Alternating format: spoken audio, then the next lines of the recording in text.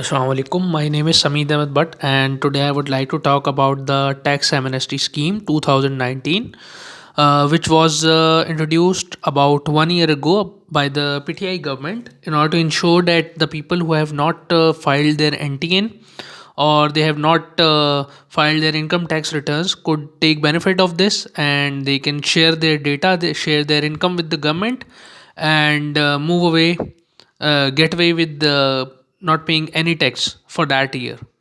So this is an advantage for them. So the first question that arises is, who is required to file tax return?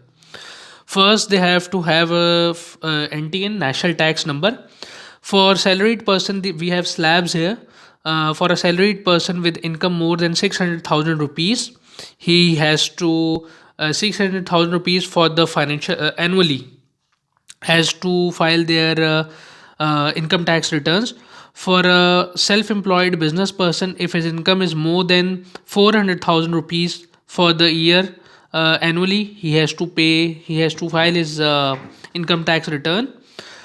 For assets, if you have a car of 1000 cc or more than 1000 cc, then you have to file your tax returns. You have to see, for a company it is separate. If the company is registered with the Securities and Exchange Commission of Pakistan, they have to file their income tax returns. uh, in case of property, if you have a 250 square yard plot area or a constructed area in Islamabad or any Kent area, you have to file your tax returns. For a constructed area in urban lands, if you have a 2000 square feet constructed area, if you have 500 square yard land, if you have commercial or industrial electric connections of which has bill more than 500,000 rupees in the year, then you have to file your tax returns. Associations and non-profit institutions also have to declare their assets. If you have foreign source of income for a Pakistani resident, if that is $10,000 per year, or if he has property in foreign lands worth $100,000, then they have to file their income tax returns. And then the second question is, who is exempted to file tax returns? A widow is exempted, orphan whose age is less than 25 years, a disabled person is also exempted, a non-resident Pakistani.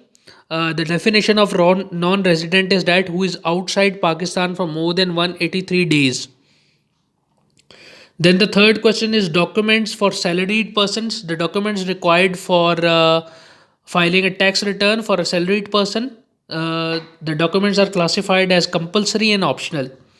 So the compulsory documents are CNIC. They have to have a valid citizen national identity card. After that, they have to have salary slips for the last 12 months of that financial year for which they are filing the tax return. Tax deduction certificate from the employer. The tax is deducted from their salary. That deduction certificate the employee should demand from their employer. Bank statements from their personal accounts for the last 12 months for which the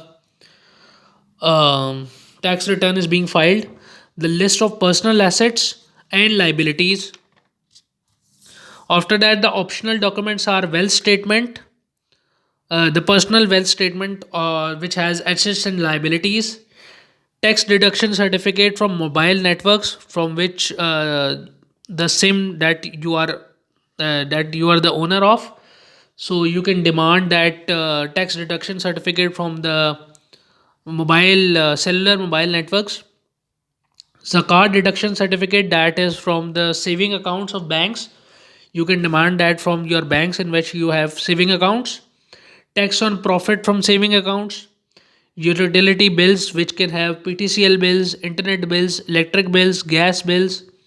Charity proof. Investments, if you have done investments in saving certificates, or you have purchased shares or bonds. Airline ticket expenses, Educational expenses, whether it be in Pakistan or foreign lands, you have to show the proof of that. Transactions tax, if you have deposited money or if you have withdrawn money, the proof of that, if the tax is deducted on that, of course. Tax reductions, there are certain people who have been given tax reductions by the government, and those are senior citizens, disabled persons, or teachers of government institutes. So documents required for business persons, compulsory document I will share. Optional documents are somewhat same for the salaried and the business self-employed persons. So they have to have a CNIC. They have to have a monthly summary of sales invoices for 12 months. Monthly summary of expenses for 12 months. Tax deduction certificate. Business account statements for 12 months. Balance sheet of the business. List of personal assets and liabilities. So then there are some penalties for non-filers. The first is 40,000 fine for non-filer. If you have concealed your income, you have hidden your income from the government, then there is 25,000 to 1 lakh fine, 100,000. If you have calculated your tax with error and that has given you any sort of advantage, then you have to give 30,000 rupees or 3% of the amount that you have saved. If so, there are some other penalties as well. If you have not submitted your wealth statement, then the penalty is 0.1% of taxable income per week, or 100,000, whichever is higher will be charged. You have to pay that fine. And if you have not made your NTN from the beginning, due to which, if you do not have an NTN, you cannot file your tax returns. So if you have not made your NTN, then 10,000 fine for that. And the thing is that the amnesty scheme was introduced because the FBR or the government wants you to declare your assets, so that they can know that how much money is in circulation and all that. So there are many restrictions on the governments now. They have to share everything with the international organizations as well.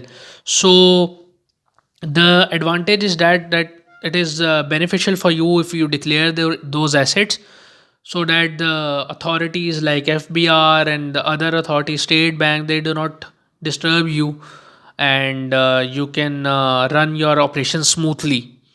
So another advantage, there are many advantages. If you are a filer, you can get tax refund as well if you have paid your taxes. So you can claim those taxes as well. So this concludes my presentation for today, and hope you like this video. And you obviously, for the young entrepreneurs, it is quite a bit informative video, that they know about the tax matters which are quite difficult to understand for a common man.